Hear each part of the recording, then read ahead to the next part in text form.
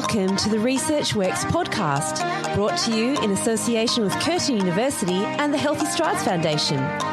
Your hosts are Dr. Dana Poole and Dr. Ashley Thornton, and together we will interview world-leading researchers in the area of child health to support your practice in being more evidence-based.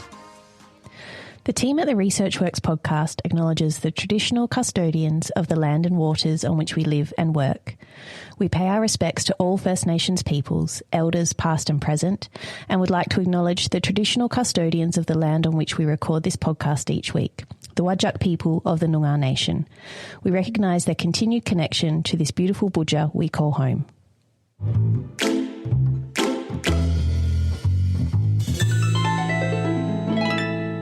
Welcome back, everyone, to another episode of the Research Works podcast. Yes, hello, everyone. And, I'm so excited to be here today.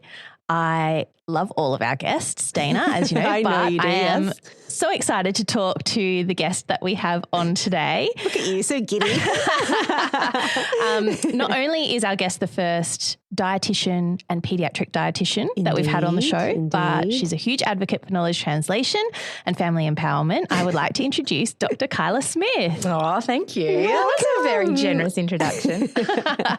We are so grateful that you're here to share your expertise with us today. Aren't we, Dana? Yeah, we are. I think, this is a new topic for us, but it's so essential for so many people to know as health professionals, for parents. We just need to understand what's out there. And I think this is a great way to start it. Yeah. I've got so many questions. I feel like we're going to learn a lot today. Oh, yeah. Let's do it. Oh, yeah. Let's do it. But before we do, let's not get ahead of ourselves. Let's introduce Dr. Kyla Smith in a little bit more detail and tell everyone about the fabulous work that you do. Dr. Kyla is a Perth-based paediatric dietitian with a passion for helping families to feed their children well without the overwhelm. Dr. Kyla has a PhD in childhood weight management and 15 years experience working with restrictive eaters in both her clinic and online programs. Kyla has developed a suite of online programs and resources to help families feed their children with confidence, and we're going to talk about all of those and so much more with Kyla today. Oh, gosh, even saying that just makes me really excited. Yeah. The whole time as you were sort of saying that, I was like, yeah, and yeah. All the key words, knowledge translation. Love it. We're such nerds, Kyla. Oh, my How gosh. much time we have, though? I could talk for a long time on this. Could be a series of episodes. I can see this happening at this point. Yeah. I definitely think we should set the scene for that, because I think there'll be more to come. There's no way we can fit it all into 45 minutes. Absolutely not. No way. Yeah. So that was the formal getting to know you, but we like to do some informal getting to know you as well. And today I think you will appreciate our question because it is, well, it's not really a question. It's more of a tell us about your ideal ice cream sundae. Oh, brilliant topic. I have some strong feelings about this. Great. I am a traditionalist when it comes to ice cream sundaes. I would go for a chocolate fudge sauce. Yep. The crushed nuts on top, a cherry. Yep. But my key ingredient is whipped cream. It's possibly my favourite food of all time. Decadent. I love it. Me and my Keeping it 5-year-old talk simple. about our love of cream. Just generally. Yeah. And it has to be whipped. Yeah. Yeah. None of this pouring stuff. I'm not interested in pouring stuff. No can stuff. I am Can. You know, like that American-y whip that thing. the shaken. Yeah. I saw someone do that once and I was like horrified. Directly into the mouth? Yes. Yeah. Yes. What is that? What is that? No. Okay. So we're no fake old school. cream. We're sticking it in the mixer. We're getting it nice and whipped. And it's got to be served. The ice cream sundae has to be served in that glass. You know, the Yes. I don't even know how to describe it. Kind of What like it's a sundae cone, glass. but a glass. Sundae glass. Yeah. It has to have the shape. Yeah. Has to have What the is shape. it about the shape? I love it. I agree It's with got to have everything the you stem. said. Like yes, the it has stem to have and the the bowl stem. and the... And you have to just be able to fit the spoon right down the bottom to get that last bit of chocolate sauce, and you just drink it. Nailed it. Yeah. So I would just completely agree What with she what said. you've just said. Yeah, exactly. We'll take 3. No. There's one place that does it not so far away from here, and it's just the way they do it is they just they make sure the fudge sauce is all around at the inside of the glass. It's nicely coated, and they put the nuts around it as well, and then they put the ice cream into it. So everything just gets something of it. And I would definitely say that my ice cream sundaes have no banana. anything about me. Yeah, thank you. Well, for me, I actually really hate banana as well. So I can't stand the smell and people eat in the office. I just find it very offensive. So when people put that into a sundae, I'm like, you have just ruined something. You ruined it. It's like putting rock melon in fruit salad. Who does that? Yeah, it just takes over everything. Nobody that I know. Nobody I want to know. whoa. All right, where did this come from, Ash? What's the origins of this? I love it. I have a slightly controversial approach to Sundays, and I don't want to put Kyla offside from the start. Touch and go. Strong feelings here. Yeah, I don't like nuts with chocolate or ice cream. I like my nuts separate to the side. Are you the same with like a fruit and nut chocolate? That's a real That's a crime. no-no. Yeah. There's a type of person that is like this. Yeah, so I've heard of this before. I would swap out the nuts for like some fresh strawberries or like macerated strawberries. Because definitely not banana.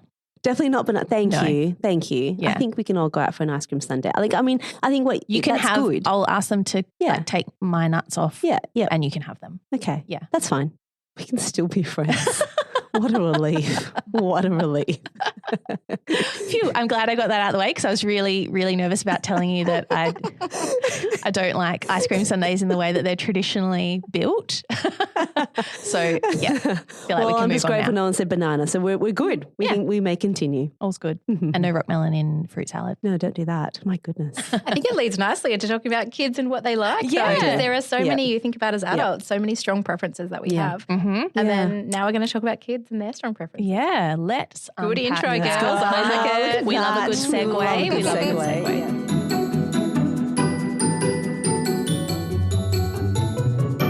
So, Kyla, this is probably quite a large topic to start off with, but I feel like we have to start somewhere. So let's just jump straight into it. I think the suite of programs that you offer to support families and children in what's, a really challenging landscape for healthy eating practices is fantastic, and you're kind of a beacon for information and support for those families during a really challenging time. So can we talk today about some of those challenges that families and kids face when it comes to developing healthy eating habits to start off with? Sure. And I think just to give you some background, the reason that I am here doing the things that I'm doing at the moment has evolved from what's happened in my life as well with my own children and the challenges I've noticed around me and in the kind of clients that we're seeing. And I think at the moment we've kind of, as a society, gone to this level of expectation around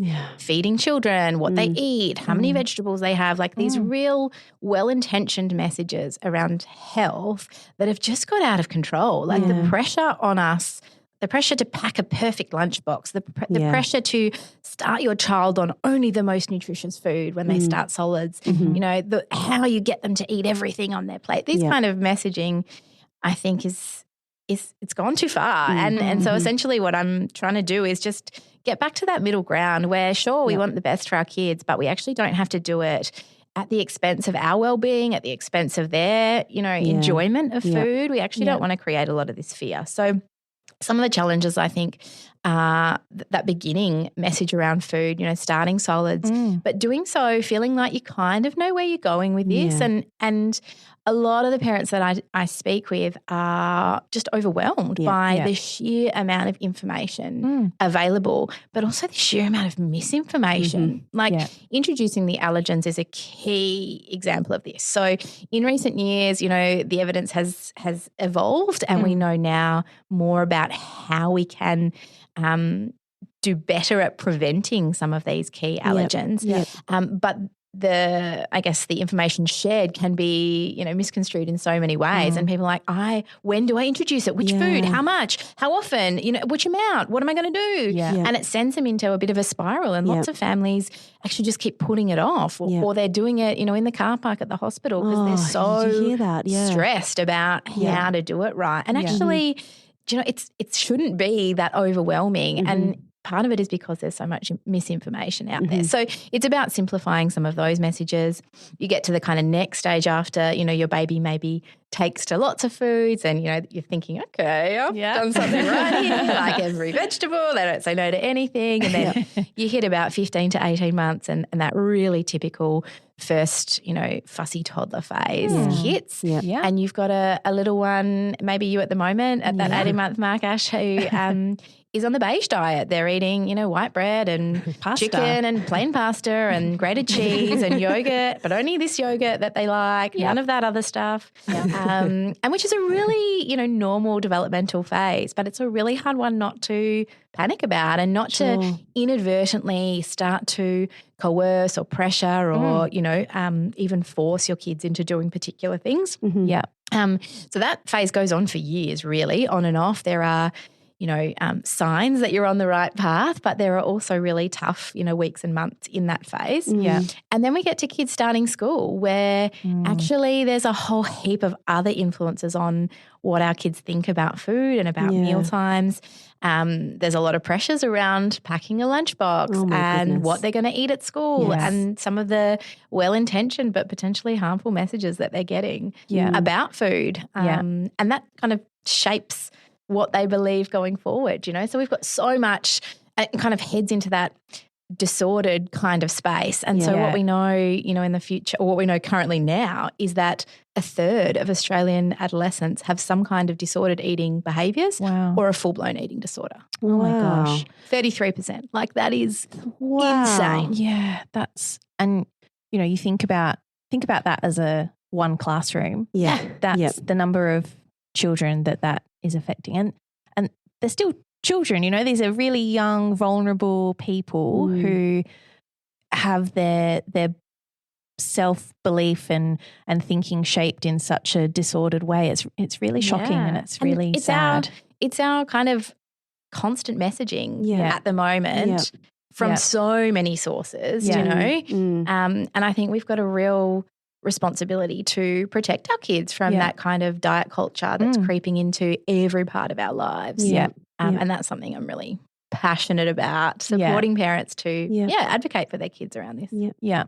And I'd love to go back and talk a little bit more about, I suppose, the different types of messaging that we receive, probably firstly as parents, because, parents are the first point of contact, I suppose, when it comes to eating, and we're providing food to our children. And it's when they do go through those periods of fussy eating, or if they start out and they perhaps don't take to solids in the way that you might expect or you've been told they should, it's hard to kind of, I suppose, have that confidence to stick with the plan or stick with what you kind of know to be the right path, isn't it? Absolutely. I think it's a really big responsibility, feeding another person, being responsible for, providing them enough that they grow and develop into a grown-up eventually. A lot of people take that really, they put a lot of weight on that, which makes sense.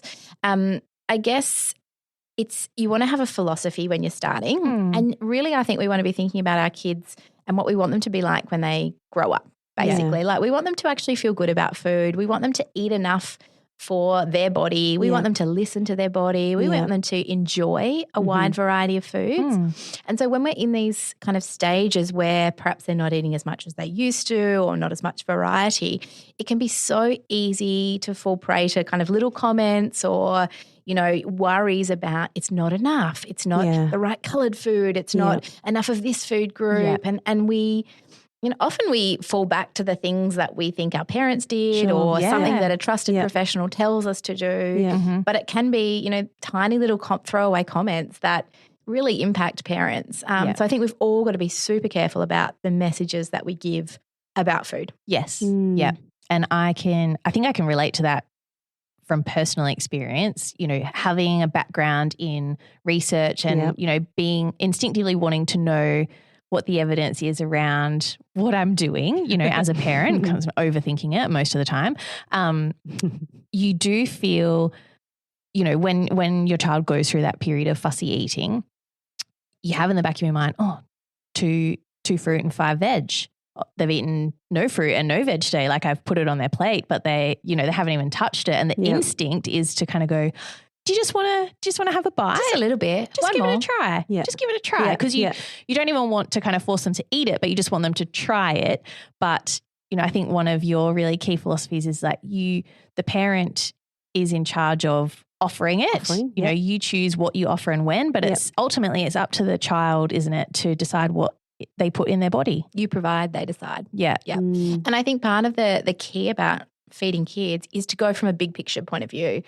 It's actually not helpful for parents to control how much they have, to kind of coerce, little bits, to calculate, iron content of food. You just don't have to do that. And actually this kind of big picture, I'm going to provide it. I'm going to provide it, with the best knowledge that I have about variety and all of those things, but I'm going to trust you to have what your body needs, or I'm going to trust you to learn to like it in time. And that time might be years, do you know? Yeah. It's not a guarantee that they're going to eat it tomorrow. But part of that is that long-term approach so that we don't accidentally add fear and pressure and worry. And we don't want our kids to eat because we think they should. We don't want our kids to eat a variety to make us happy. We don't want our kids to eat more than their body needs. That actually, they're very short-term focuses, but that have, really quite big long-term impacts. And that's a really good point, I suppose, as well, around disordered eating, because it's not, I think sometimes when we think about disordered eating, we think about one end of the spectrum, and that is like the really tight control over what goes into our body and perhaps, restrictive. Restrictive eating disorders. But there's the other end of the spectrum as well, isn't there? Disordered eating around not being able to control how much you put in or binging, and that's also disordered eating, isn't it? Absolutely. And I think a lot of our generation struggle with some form of disordered eating. And that can be, spending a lot of time thinking about food and how much you should have, or feeling bad if you have eaten too much ice cream sundae. It's policing yourself, not trusting yourself around food, not being able to have food in the house because you can't stop. All of those are indicators of disordered eating. Right. It's not, it is common, but it's not normal. It's not meant to be something that you spend your life obsessing about or thinking about. And if you think even as a society, our focus on body size is evidence of this kind of disordered eating diet culture impact that we are, people congratulate you if you've lost weight. They focus on what you look like. We spend, as women particularly, we spend so much of our time thinking about our body and if it's a problem and the food that we put into it, and thinking about exercise as a punishment and food as a reward, and all of these kind of weird things that have become normal. But actually, I don't want that for my girls in any shape or form. Like, I do not want any of their life wasted thinking about calories, how much they've eaten, how big their body is, And I can sort of see how that would have happened over a long period of time. I grew up in the generation where, I don't know if many people remember this, but it was when it was like really anti-butter. So no one would have butter anymore. And it was all about margarine. And it was all about counting how much fat you would have in it. And, it was probably very well intended. That was a message at the time. So my mum was very conscious of it. And so it was always talking about, how many grams of fat are in this. And hearing that as a young child, it's very difficult to not think about that. And I think I've managed to break away from that now, and I'll have full cream things because it's just a balanced diet. But it does get to me from time to time. You catch yourself thinking about it and you go, oh, I've had a bit too much. I better exercise a bit more. And so you do think along those lines, but that comes from, I remember that messaging, that was really strong messaging, wasn't it? It was this anti-butter movement that happened. And it's a lifelong impact. And even when I would visit my grandparents who lived, overseas, the first thing they would always say was, oh, you've lost weight, or, oh, you've put on weight. And I was a teenager. And so you're thoughtful about that as you enter these experiences. And when I see family now, I'm like, oh gosh. What are they going to think of me? Because of my body rather than anything else about me. And that was just language, wasn't it? It was messaging and language around me as a young person, soaking all in, because you eat every day. And it's something you do. It's like not an occupation, but you eat all the time. It's part of your daily routine. What am I putting into my body? It's very hard to unlearn. It very much is. It's a conscious thing. It's a real, and I think for today's parents, it's unlearning a lot of those things for ourselves. That's right. As well as trying to kind of parent our kids in a different way. And, absolutely, like our parents were doing what they were told at that time. Do you know, that was the best information that they had. There was a real Weight Watchers and Jenny Craig, and there was a focus on, how much you did and counting your points. And, and that was the norm then. And so, it's really, some of those things are really entrenched. And, that was best intentions at the time. Absolutely. Like Oprah says, when you know better, you do better. So, and I mean, Oprah, to be honest, is enforcing a lot of this diet culture stuff as well. So I love me an Oprah, but there's a lot problematic, a lot of problems. Yeah. And I even think that, when you actually just really reflecting on that, when you said the 33%, the third of our population would have this, it sounds really high, but when you really think about it and you think about your own language, you can see how that would be the case. How many times was it as you're growing up, you don't leave the table until you finished everything, but I was full, but I would eat everything. And I do catch myself as an adult going, I must finish everything on the plate. But I'm full and I'm pushing past what my body's telling me because there was something that was taught. Yes. So there was just so much there. And I guess, Kyla, I'm very interested now in terms of what does the evidence say about this?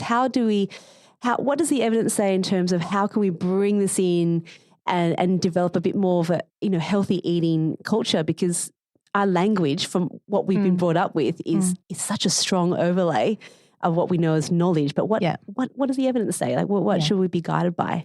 The best evidence we've got around how to support children to eat a wide variety and grow as they're meant to is around the SATA division of responsibility. So really, how do we raise kids to listen to their bodies? And part of that was this parent provide, child decide. So parents are in charge of big picture things. They're in charge of the menu. They're in charge of when eating happens. They're in charge of where it happens. They're also in charge of creating an environment around food that is free from judgment or pressure or guilt or shame or, any kind of even like praise or encouragement, anything that you're doing to try and coerce a child to eat actually starts to interfere with what their body's telling them. So it's not like, and this can feel a little uncomfortable for people at first. I want to be clear, it's not about like kids just have, free access to the kitchen and they do whatever they want. It's really not about that, but it's about parents being kind of in charge of the big picture stuff, but kids always being the boss of their own body. And so that starts from, infanthood. That starts from if I offer a spoon or I give you a finger food and you tell me with your mouth closed or you turn away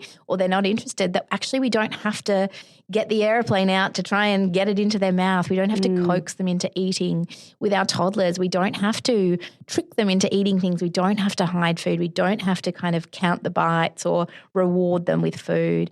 And as our kids get older, we can trust them. We actually stay in charge of the big picture stuff, but we don't sweat the little bits. So that's based on the work from Ellen Satter, who's a psychotherapist and dietitian from the US, and her work is a good, almost 40 years old now, but it's really only kind of gained traction probably in the last 10 years or so that it's become kind of more mainstream. And part of it is we've got much more evidence that the more we try and restrict or withhold food from kids, and to be honest, this applies to adults as well, the more problematic it becomes, the more they desire or seek that food.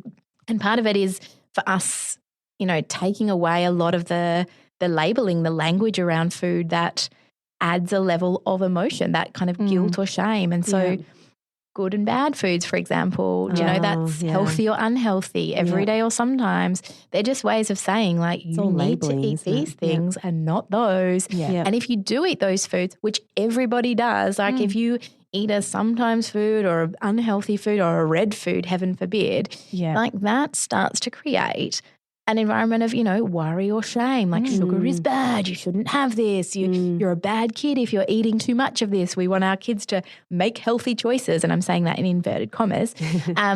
There's just all these kind of words that have such impact on our kids. And actually it's just our job to be providing the food and then trusting our kids to eat from that range. And we'll get to the specifics of some of your programs in a moment, but just on that, I suppose, division of responsibility, I think I came across your programs quite early on, I think just before my eldest started solids. So I was really lucky to kind of be aware of what the evidence base was and those principles of, healthy responsibility around food. And it just takes so much of the pressure off because, you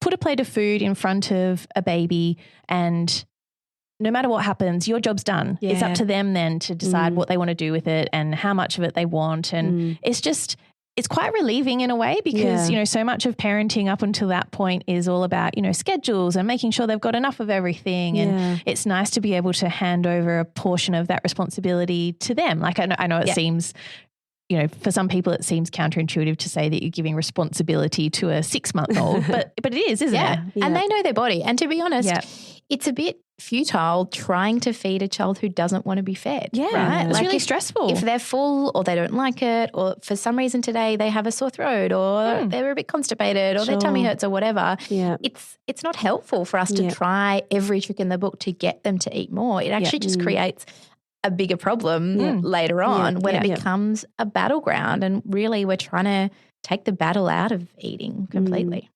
What happens for, if you really do notice that your kids aren't eating so much and they're not meeting what you think would be, I mean, there's this thing about milestones, right? I think I've been going on about this for the last few episodes. I feel like it's my thing. And I know milestones are designed for us to sort of have a guide. And so if they're flags at certain points to go, okay, this is where you might need to seek some help and intervention, but that's still a mean and there's standard deviations and confidence intervals. We know that. But I think milestones have become so entrenched in our screening that if you're not meeting certain things, the alarm bells go off, you have to receive intervention or whatnot. But, how do we use those sort of guides of what should be happening and when should I be getting help? What's your advice along that line? And it is really tricky because everybody that you see around this, even us as health professionals, we all have our own inherent bias, right? The way that we were parented, our beliefs about food, our ingrained diet culture that we're maybe not aware of. So there are times when, I think a parent, if you are worried, you should seek advice, right? I think you should go to your GP or your child health nurse straight away. And hopefully what would happen is that health professional would track their growth, would work out, is there actually a deficit problem with how much they're having? Or actually, are they just a child who has lower needs than other kids? Because there are some children who can eat their body weight worth of food and there are others who eat like, baby sparrows. They have a little bit and it's just enough for them. They're really efficient absorbers. And so we can't, unfortunately, like our general messaging is this kind of milestone stuff, right? It's like, what is the general needs for a population? It doesn't account for, different kids. And so what I'd want to see is that their growth was tracked, that we worked out if there were any kind of major food groups missing or any key nutrients that would likely cause problems. But most of the time it's going to be a reassurance base. There absolutely are. There are kids who have had really tricky experiences with food, often babies who are really preemie, who have had any kind of nasogastric feeding, any kind of intervention, become, more sensitive to people being around their face or spoons going into their mouth or people trying to come at them with food. Like lots of our preemie babies have that. If you've had babies with, reflux or chronic constipation or anything where feeding has caused discomfort, these kids are primed to be more cautious with food, more observant, take a long time to get confident. And it can be hard not to override those cues. And so I'd hope that as health professionals, we can encourage parents to respect what's happened, like feeding, like with any skill, right, is not in a bubble. It's thinking about that whole child, where they've come from, but how do we, our whole goal is about kids being able to enjoy a wide variety of foods in the long term. And so we want to make sure that any advice they're getting is not contradicting that, really. And I guess that's really, when you think about it from that perspective, this advice is relevant for families of children with neurodevelopmental disabilities as well, Hugely. Because, sometimes I think we separate it. We kind of go, you've got a neurodevelopmental disorder and therefore you've got different kind of advice and, you've got to seek your own sort of support for that. And yes, there'll be some cases where you'll need to, but it's the same thing, isn't it? You're still presenting options. You are still enabling them to understand their own body because they do, like you just said, have their own experiences. And then if you're worried about their body weight and their growth, then you do need to make sure you seek support for that and track them. And you spoke a little bit about that, intrigued me about they're good absorbers. Can you go into that a bit more? Because I think that's something that's I don't have any excellent evidence for it specifically, but I think what we know is that kids are just different. And so some babies, some children, some adults will eat a lot of food and do a lot of poo. Do you know, like it goes through them and that there are people out there who will say like, yeah, that's my kid. I can 100% tell you. And there are others who, you know, eat very small amounts. They don't poo for 5 days and that's their norm. And so it's about, you know, with all of these things, just knowing what's normal for our children or knowing what's normal for our clients and then seeking help if that starts to change rather than like there's one way to be a kid. Because there's not. Because even, you know, as adults, we all have different metabolisms and we all have, you know, different eating habits. And different needs. And different needs. So it's about respecting that. And there are some, as adults, for example, like I had high iron levels my first pregnancy, my whole adult life, and then since my second pregnancy, I have had chronically low iron and my intake hasn't changed, but clearly something has changed for me. And so it's like you can't explain that, you know, nuanced level for individuals. And so I think we need to be really careful that we don't give generic advice. And so, for example, a lot of kids struggle with iron. Iron is a nutrient found in foods that are typically challenging for young kids, things like meat, beans, you know, lentils, legumes, tofu, those kind of foods. And unfortunately for kids who are diagnosed as iron deficient, a lot of the advice is like, oh, you need to eat more meat. It's like, but my child will like not put meat anywhere near their mouth. So that kind of advice just makes me feel really sad because I don't know what to do as a result. And means perhaps that you're more inclined to try and coerce them into eating those foods. Exactly. Right? And guess what? The more pressure you put on meat, the more suspicious your child becomes of meat. Right. And so these kind of, sometimes I think we need to be really careful about throwaway comments like, oh, I heard liver was a good source of iron, do you know, which is well-intentioned, right? But that parent is then like buying liver, like, okay, how do I? Some liver. And this is where your supplement kind of stuff gains real traction, even though there's no good evidence. Like powdered liver at the moment is going gangbusters. Which is terrifying. I've not heard that. Right? Which is terrifying because it's not something we can calculate the dose of that we know. There's a risk of high vitamin A toxicity in liver. Like there's a whole heap of things that then have flow-on effects because people are like, oh gosh, iron, like that's brain development. I need to be doing more.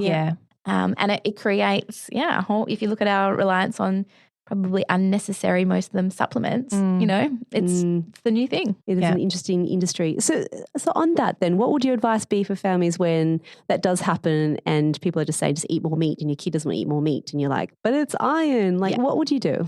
I think we need to know if it's actually a problem. Sure. So there are multiple other sources of iron that we can include. Weet-Bix, for example, is an easy option. There are lots of iron fortified products on the market as well. So there are a range of things. We can definitely investigate other iron sources. But really we need to find out if it's a problem. Unfortunately with iron, the only way you can really tell that is with a blood test, which some people, like it feels strange, right, to want to give your child a blood test. But if it's a concern, that's where we would go. It's not that invasive. We've got some great services now for kids that we can do that. And then if it is a problem, we actually have to supplement with a therapeutic dose based on their weight, their level of deficiency and their age. It is not something, even if children ate steak for breakfast, lunch and dinner, we could fix with food. So if it gets to that point, that's when we use an appropriate therapeutic supplement.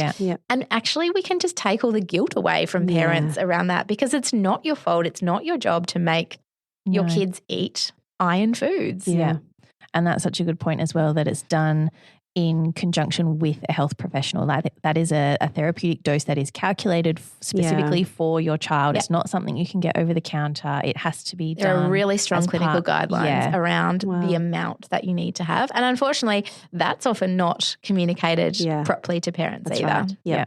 It's just like a blanket. We're so specific about if we've got an iron deficiency, but then we're blanket advice around that. But as soon as you said liver, I was like, man, I was fed liver as a kid.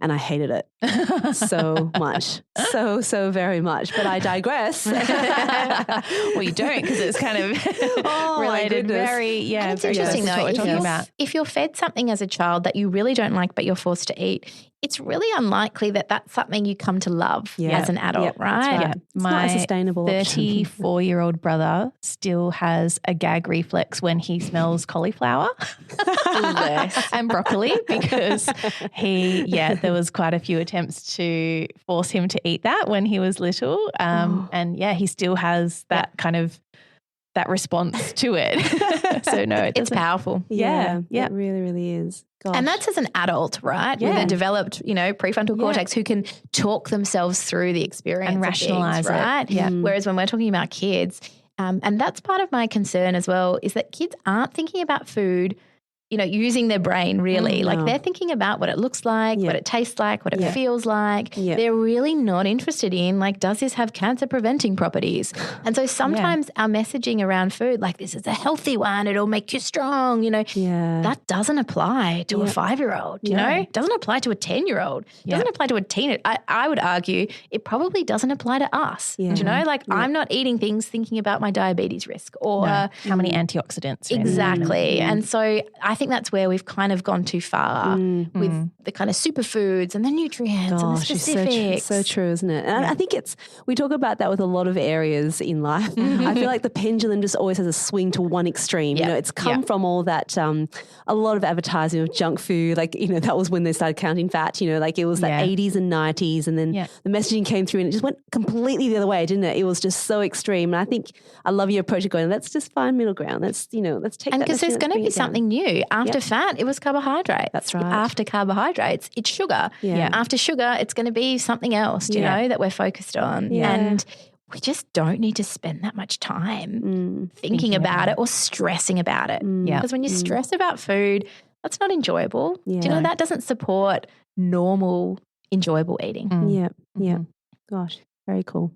One of the other things you talk about, Kyla, is this idea of eating the same meal at the same time. Yep. Can you talk to our listeners about that? Hashtag same food, same time. Yeah. That was an accident on Instagram that happened, and now it's just got a lot of traction. Yeah. Look, the idea is around family meals. So there is really good evidence that if you can sit down as a family, and it doesn't mean everyone, it means one adult sitting down with one child counts as a family meal. But the evidence around family meals is really compelling. It helps kids in the long run to learn to eat a variety from that kind of modeling power of seeing adults eating.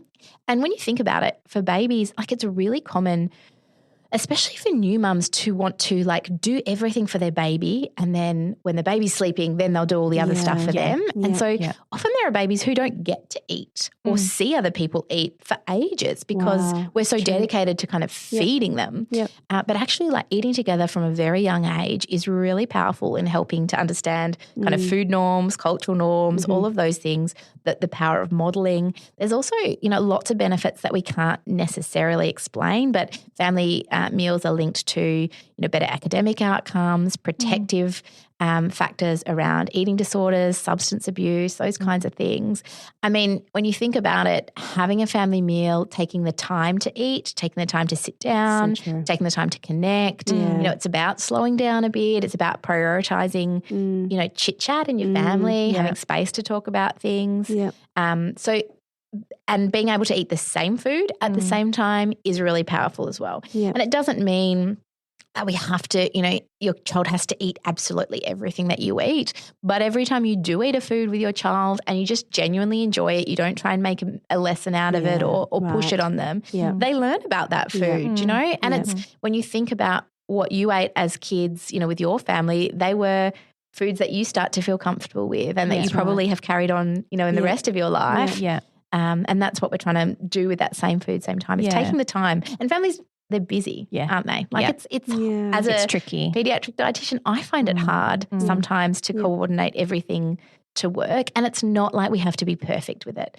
As I said, one adult, one child counts as a family meal. So if weekends are easier, that people can do it there. And if snacks are easier, it doesn't have to be dinner always. But anytime you can has a positive impact. Yeah.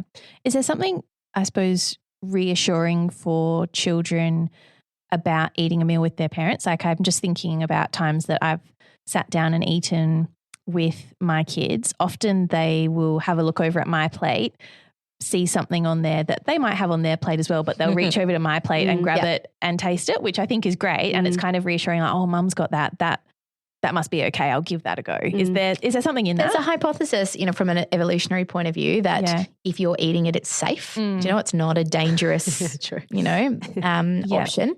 So I think part of it is that norm as well. Yeah. Gosh, I find that really interesting in terms of, I'm sure everyone's now just thinking and reflecting on their meal times and they're growing up. Like I certainly definitely, our family always sat together and it was a meal that we would share. And, there is an amazing part of that does happen. Life is just so busy now. I feel like there is, I don't know whether it just feels like life is more fast paced now where we're just getting older, but it's much harder now to sit down and do those things. So going back to those basics, because, families, we see in the movies all the time, the Italian families, big table, everyone's sitting together. Yeah. Asian culture with our little lazy Susan in the middle and we're just spinning it around and eating food together. Yeah. It's the conversations that do happen. And we've already spoken about other areas in terms of like word learning and developing language. You are modeling, you're talking, and it does make a lot of sense in that context, isn't it? And you're holding space for those conversations in the future as well. Yeah. Like you're really creating that norm in your family. Yeah. I think and this kind of comes out of experience, unfortunately what we sometimes see in the media is pictures of family meals that are perfect family meals, do you know? And true. We were looking, so we've launched family meal times in the last couple of weeks, which is my program for school-age children, and we were looking for imagery that we could use to advertise it. And all of these like stock images are these like smiling, happy families, someone's sitting on someone's lap, there's like 45 salads on the table, everyone's grinning, and it's like, that's not what a family meal looks like in my place. I could have sent you a picture of our dinner time the other night, which was the three of me and the two girls sitting down eating a bowl of Weet-Bix together because that was all I could be bothered making after work. And so many more people would identify with that. But I think our problem is some of it is like that family meals are this like, should be this clean, nice, everyone's talking about like happy things. Yeah. And in fact, like the chances are someone's going to be crying and someone's going to be complaining about something and somebody's going to be frustrated or whatever. Yeah. And that's normal too. Do you know, it can be messy and chaotic and still wonderful. Yeah. And even what people are putting on their plates as well, I think there's an expectation around that. Like if you're sitting down and eating as a family, there's, the steak and the veggies and the, like everything has to be kind of that picture perfect meal for it to be effective. It has to be Instagrammable for it to be a success. Yeah. And I wonder if also there's a part of family meals where when you are focusing on yourself and eating your own meal, you have less capacity to be staring down the child at the table and what they're eating, and people are monitoring each other less and just kind of being there more. And that's really powerful for kids. If they feel pressured or watched, or they're eating for kind of external validation, that's when we start to see some of these problems crop up. Yeah. And I guess that was the whole, I think we've sort of touched on it already, but it's that contribution to the diet culture that we have, isn't it? It's through all these opportunities that we can say something that might be flippant comments that we might say. Like how many times do we hear those things? And now I've made you aware of it, even just like bring it to the forefront of your mind, even if you are already aware, you will see it everywhere. It is inescapable. And, I think we're doing our best to protect our kids, but there's only so much, we can do. But it's scary. The whole you deserve a treat. Yes. Yeah. I saw a little meme. Or I'm going to be good. It was, It's hot bodies for summer. That's right. Yep. There's so much of that at the moment, isn't it? Yeah. It's like, I was just saying to the team this morning, I was like, I saw this meme and it just said, I had a really bad day, so I'm going to have a treat.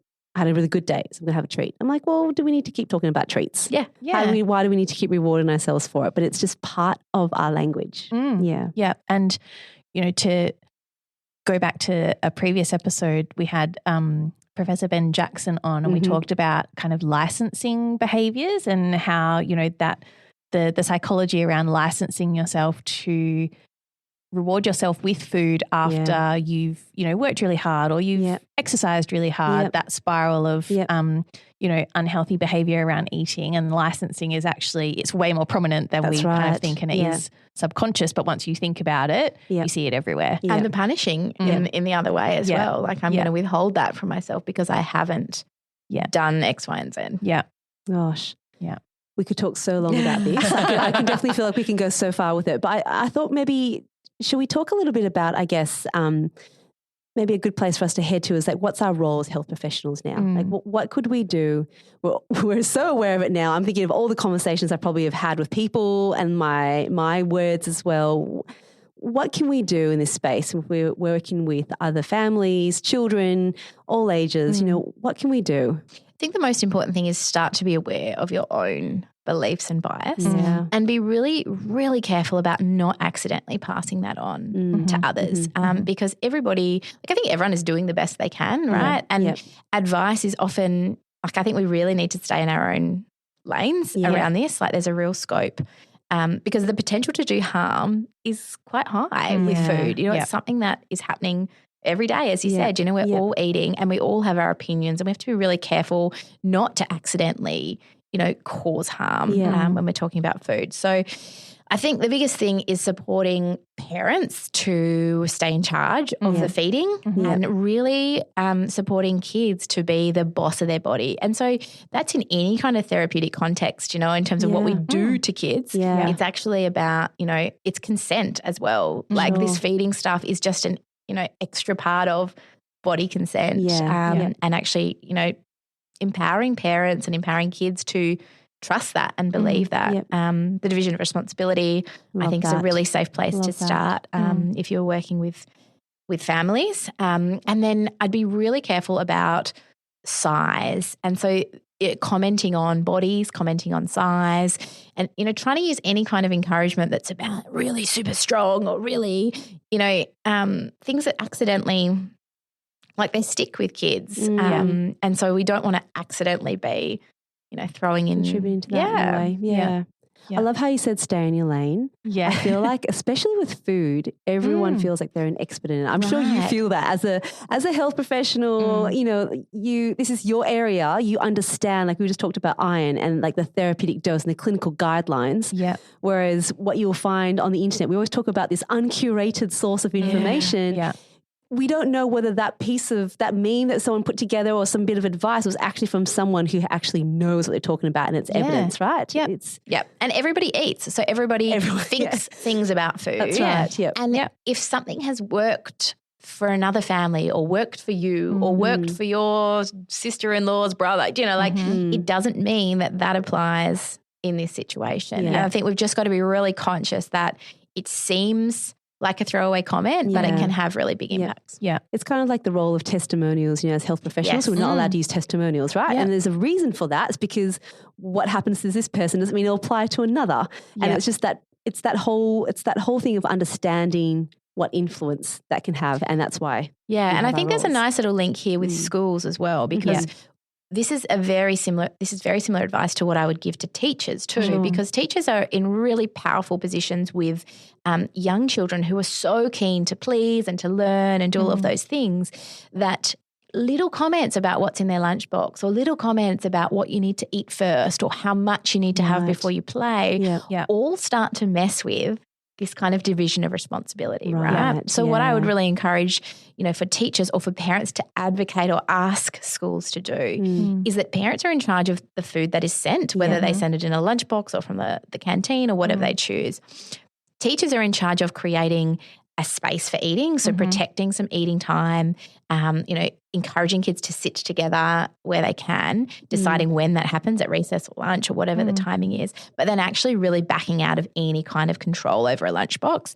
And then kids are in charge of deciding how much they need and eating in whatever order they choose and stopping when they're done. And if we can actually stick with that division of responsibility, even in a school setting, even in a therapy setting, whatever it is, we just don't need to be crossing the line. And it's really well-intentioned. Even when I look at the curriculum of what's being taught, like it's all about healthy choices and like positive messages, but this is a grey area. There's a lot of a lot of nuanced information in healthy eating. And so we really don't want to be accidentally, you have to eat your sandwich before you eat your muesli bar because why? Yeah. And what's that telling our kids about muesli bars? Yeah. Or what if they're not hungry? What if they're not hungry for a sandwich? What if the sandwich has got something in it that they really don't like and they're not in a space to eat? And so then they're just going to eat nothing because they can't eat their muesli bar until they've eaten their sandwich and all of these things. You're not allowed to go and play until you've finished what's in the lunchbox. How often do you hear that? Yeah. And I've spoken to so many parents who, like, they're hiding things in little sections in a lunchbox in case their child is hungry so then they can eat more, but not so that they have to eat it at school. Yeah. And I'm like, what has happened here? Like, we've lost the point of this, Yeah. Like, let's just trust our kids to eat from what's provided. Yeah. And I feel like the crunch and sip principle is an example of how, something started out with really good intentions, but it's perhaps evolved into something that has the potential to become problematic, right? Yeah, and so crunch and sip, the idea was, or it's called move and munch or brain food in different parts of Australia, is an in-class break for fruits and vegetables and water. And so the idea was to support, increased consumption of those foods, which is awesome, right? But what it's evolved to in certain places is that crunch and sip is recess. So at recess time, you can only have fruit and vegetables. And that is not what was intended by crunch and sip, goes against all of the guidelines. But really us saying, like, okay, you as a 4-year-old, the only thing you can have now is some carrot sticks before you eat lunch later, right? And if you've got a kid who gets up at 6 o'clock, has their brekkie, lunch is at 12, like, that's a big gap to bridge with carrot sticks. Yeah. But also, like, can you see the diet culture creeping into this? Like, all you can have for a snack is cut up celery. Actually, no. Like, there's nutritious foods aren't just fruits and vegetables. We don't want it to accidentally, and it's well-intentioned, right? Like, let's eat more veggies, but actually let's not create a whole heap of disordered eating beliefs based on this. Yeah. And I guess that's why the term division of responsibility is really important. The word responsibility, we're responsible. And I think, I don't know, Ash, as a parent, as a mum, do you find that you, in terms of your responsibility of providing, do you feel like you are providing everything that you, like, what are your thoughts around that in terms of what you're providing? Yeah. And that sense of responsibility. I was very lucky in that my eldest child made my job really easy. Like, I would provide, I'd put things on a plate, and she was very adventurous and would try everything. My second has really tested my ability reminds me of another meme. She's really kind of tested my ability to let go because she has been more selective in what she chooses to eat or not eat. And so I do find myself having to override all of the things that I learned as a child about, you have to eat something before you can leave. Sometimes she just doesn't feel like it, or she doesn't feel like what I've put on the plate for her. And, as someone who has learned a lot from Kyla and her programs, I know now that that's okay. That there'll be another opportunity for her to eat later, and if she's hungry then she'll eat something then. And so it does take the pressure off. Yeah, sure. So initially it sounds like it felt a bit unnatural to start off with, because you were like wanting to get in there, but you do need to understand, I guess, what the evidence is saying and know where your role starts and ends. And I think that's the key. And all these different environments that kids are in, being clear about whose role it is to do what. So, at school, at daycare, all these different environments where they are exposed to food, knowing that, if you're the responsible adult there, it's your job to offer it. It's not your job to force them to do anything. Yeah. 100%. Yeah. Gosh, really good. Well, I don't think we're done just yet. I know we could talk about so much more, but I know that Ed, our producer, has been sitting over there thinking about a red hot question for the Tell It to Ed segment. I can just tell his eyebrows are going for it. So let's head now into the Tell It to Ed segment. Ed, as you know, is our producer. He doesn't have a background in child health, but he has been listening in on this conversation, and I'm sure he's got a very good question for you, Kyla. So before he gets into the question, I'll get you to summarize sort of what we spoke about in about 60 seconds or so. And Ed, in turn, will have time for a question. Take it away, Kyla. Sure. I think it's a really important thing as health professionals that we support families to provide a range of foods for their kids, but we always trust kids to be the boss of their bodies, that we don't accidentally or deliberately encourage families to feed their kids differently or more or control certain amounts. It's really about having that division of responsibility from the start in feeding and staying in our own lane around that. Love it. That was such a good summary. Love it, love it, love it. All right, good. Ed, over to you for a question. Oh, this episode's actually been really, really interesting to listen to. Well, all the episodes have. But when Ash was talking about cauliflower, it sent like PTSD kind of flashbacks for me as a child. So I'm sorry, Ed. long story made very short. I'm actually allergic to cauliflower, so it makes me violently ill. But as a child, I was made to eat it once a fortnight. And so my parents didn't know any better, but they made me eat it. I couldn't leave the table until I was finished. And this probably went on for 10 years. And they would genuinely think that I was throwing up on purpose to get out of eating or to get away from it. They didn't understand. So, yeah, all the power to the child. Give it all to the child. Let them make every decision under the sun. I'm all on board with that. Ed is an advocate. Yeah. Okay, so beyond this turning into a therapy session for myself, I was really intrigued by the whole restriction and making foods kind of more tempting or less tempting to people. And I guess I kind of followed the trail of thinking. So I'm married. My wife and her family love food. My family is a typical Dutch family, and with no disrespect to any Dutch people out there, we're not known for our food. So there's a different appreciation for food in general. And I guess I thought about the cultural food appreciation.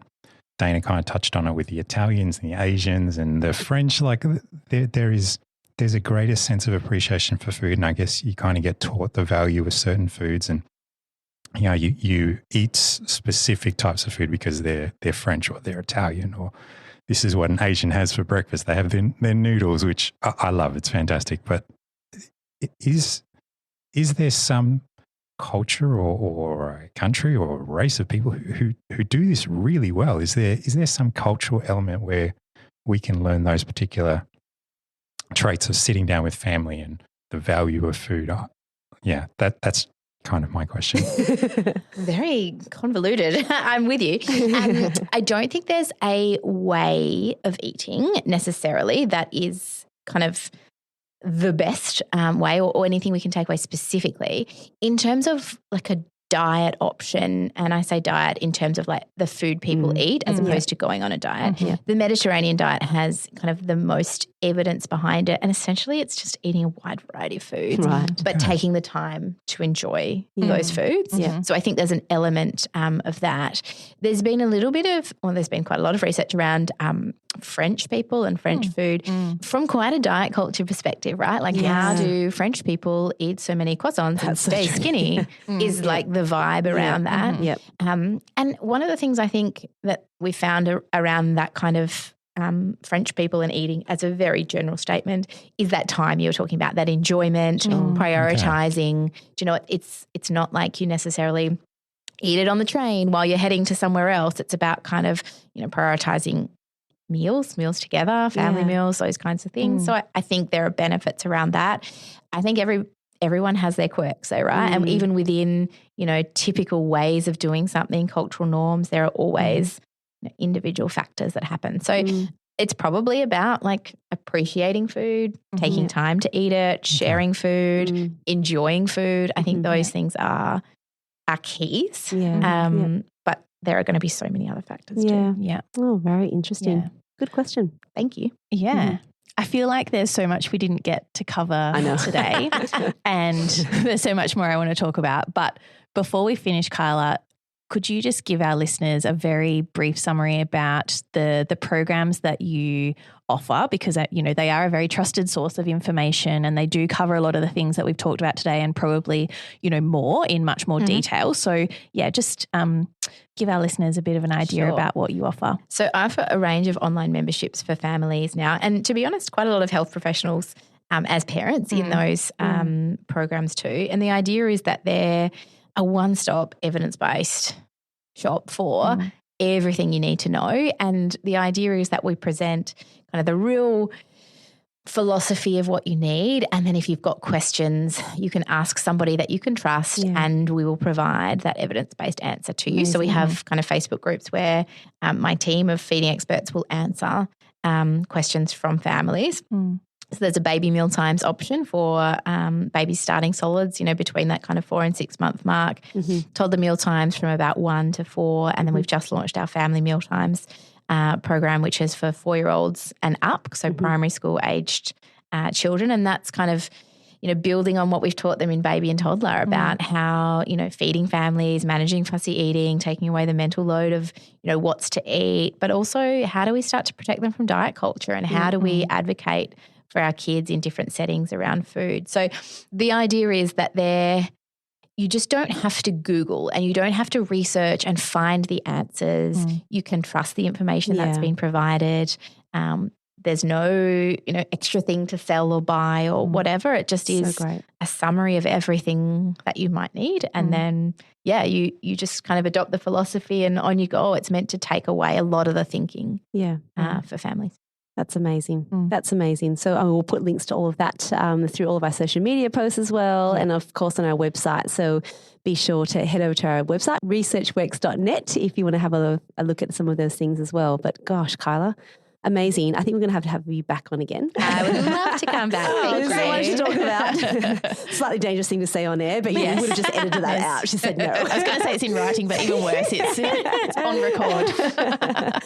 So yes, thank you so much for coming in today. Love chatting with you. Yeah. Gosh, you've got us thinking really deeply, and I know that this is going to be an episode really relevant for everyone, really. Yeah. My pleasure. Thank you for having me. Oh, lovely. Thanks so much. All right. Well, to all of our listeners, remember, head to the website, researchworks.net. Everything you need will be there, and there's a CPD form there that you can fill out as well if you need a copy of this as part of your PD requirements. But for now, thank you, and we'll talk to you again next time. Bye. See you next time. Bye.